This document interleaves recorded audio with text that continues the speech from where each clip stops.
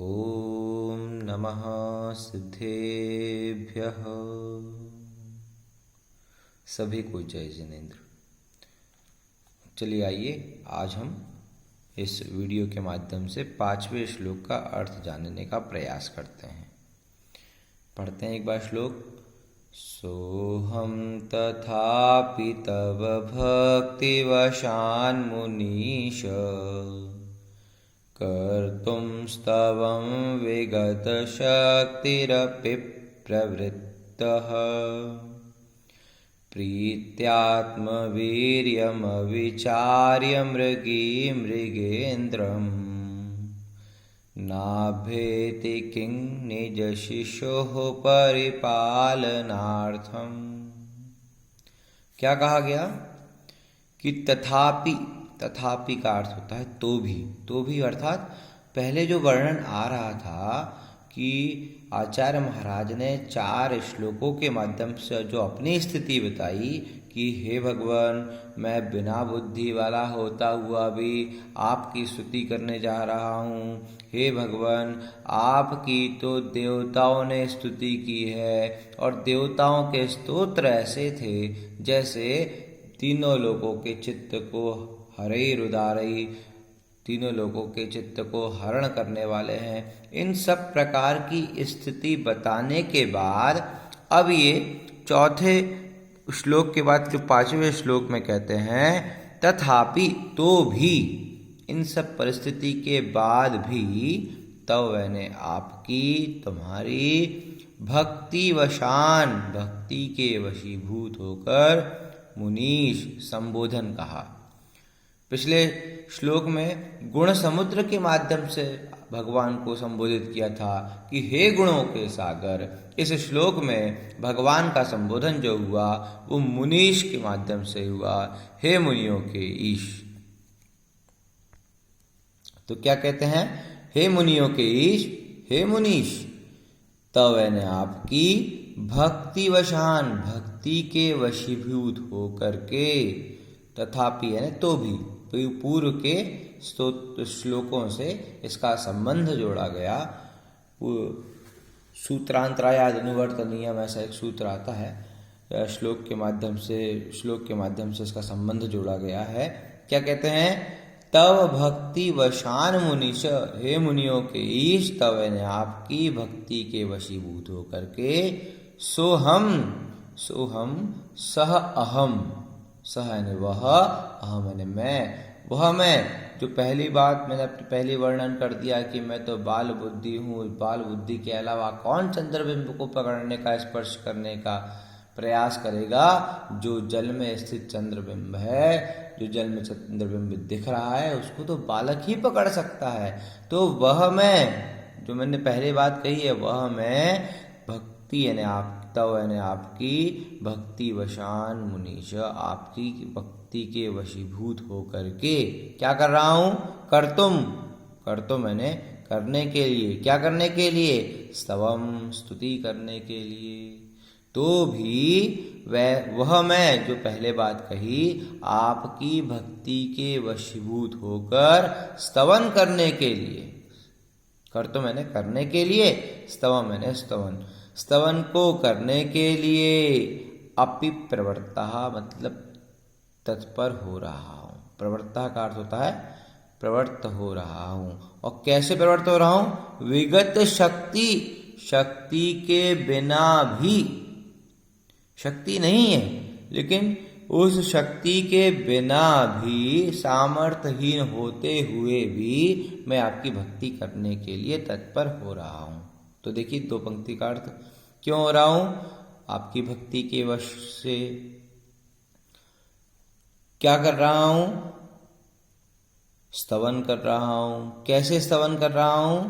विगत शक्तिरपि, बिना शक्ति के हीन होते हुए भी, प्रवृत्त हो रहा हूं। तो देखिए, सोह मैंने, सह यानी वह, अह मैंने मैं, तथापि यानी तो भी, तब मैंने आपकी भक्ति वशान, भक्ति के वशीभूत होकर मुनीश, हे मुनियों के ईश, करतुम मैंने करने के लिए, स्तव मैंने स्तुति को, विगत शक्ति, शक्ति के बिना भी, सामर्थ्यहीन होता हुआ भी, अपि यानी भी, और प्रवृत्त यानी प्रवृत्त हो रहा हूँ। तो सीधा सा अर्थ है कि हे भगवान, शक्ति के बिना भी मैं आपकी भक्ति के वशीभूत होकर के स्तुति करने के लिए तत्पर हो रहा हूँ।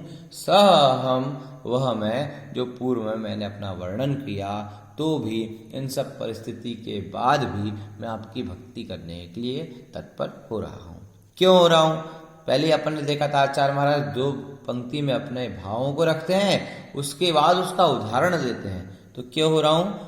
प्रीत्यात्म वीर्यम विचार्य मृगी मृगेन्द्रम, कहते हैं एक उदाहरण देते हैं। प्रीत्यात्म, प्रीत्या ने प्रीति के वशीभूत होकर के, प्रीति के कारण, आत्म ने स्वयं के, वीर्य मतलब शक्ति का, अविचार यानी बिना विचारे, प्रीति के कारण अपनी शक्ति को बिना विचारे, मृगी, मृगी का अर्थ होता है जो हिरणी है वो मृगी, मृगेंद्रम, मृगेंद्र मतलब मृगों का इंद्र जो शेर है, सिंह है, न अभ्यति नहीं जाती, किंग क्या, मतलब वो प्रीति के कारण अपने आत्मशक्ति का अविचार यानी बिना विचारे, क्या मृगी, क्या हिरणी सिंह से के सामने नहीं जाती, अर्थात जाती है। क्यों जाती है?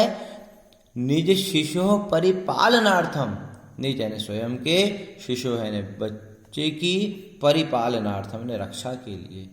अरे हे भगवान, मैं भी आपके भक्ति के वशीभूत होकर के आपकी स्तुति करने के लिए तत्पर हूँ। जैसे प्रीत्या, प्रीत्या का अर्थ होता है प्रीति के कारण, आत्मवीर्य अपनी शक्ति को बिना विचारे, अविचार्य में बिना विचारे, मृगी, मृगी यानी हिरणी, मृगेंद्रम न अभ्यति, क्या सिंह के सामने नहीं जाती, अर्थात जाती है। क्यों जाती है? उसमें जो कारण है, क्या कारण था? प्रीत्या, प्रीति के कारण जाती है। निज शिशु परिपालनार्थम, अपने बालक बच्चे की परिपालनार्थम यानी रक्षा करने के लिए। तो यहाँ पर आचार्य महाराज ने कह दिया, हे भगवान, जिस प्रकार से वो हिरणी अपने आत्मशक्ति का विचार किए बिना बच्चे के रक्षण के लिए प्रीति के वशीभूत होकर वो सिंह के सामने तक चली जाती है, वैसे ही भगवान मैं भी अपनी शक्ति का विचार किए बिना आपकी स्तुति करने के लिए तत्पर हूँ। उसका सबसे बड़ा कारण है भक्ति वशान, भक्ति के वशीभूत हो करके। तो दोनों का उदाहरण यहाँ पर बताया गया। जैसे वो हिरणी उस सिंह के सामने चली जाती है, वैसे ही मेरे पास भी शक्ति नहीं है, लेकिन फिर भी मैं आपकी स्तुति करने के लिए तत्पर हूँ। इन भावों को अपन को समझना है, बार बार चिंतन करना है। यहाँ पर आचार्य महाराज ने अपनी तुलना उस हिरणी के समान कर दी कि हे भगवान, जैसे उसकी स्थिति है वैसे ही मेरी स्थिति है। वो प्रीति के कारण सिंह के सामने जाने का चली जाती है और मैं भक्ति के वशीभूत होकर के आपकी स्तुति करने के लिए तत्पर हूँ। तथापि मतलब तो भी ये सारी परिस्थितियाँ हैं, देवों के गुरु भी आपकी स्तुति नहीं कर सकते, तो भी मैं स्तुति करने के लिए तत्पर हूँ। सहम, वह मैं जो पूर्व में वर्णन कर चुका हूँ कि वैसा मैं, मुझे पता है कि मुझ में क्षमता नहीं है, फिर भी भक्ति के वशीभूत होकर के आपकी स्तुति कर रहा हूँ। तो इसका अर्थ आप एक दो बार और देख लेंगे, समझ लेंगे, चिंतन करेंगे। इन्हीं भावों के साथ आप सभी को जय जिनेंद्र।